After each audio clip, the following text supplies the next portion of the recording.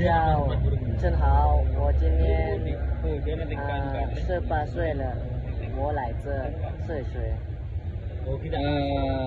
现在你在哪里学习现在我在乌都兰基金院学习bisa diceritakan kejadian yang sudah terjadi dengan menggunakan bahasa Mandarin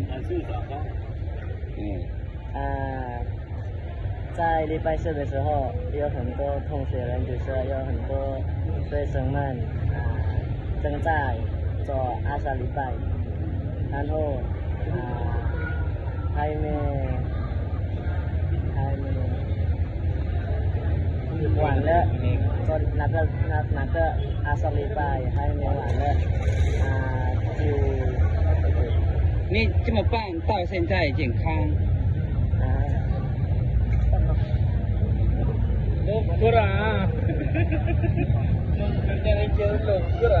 这么办到现在健康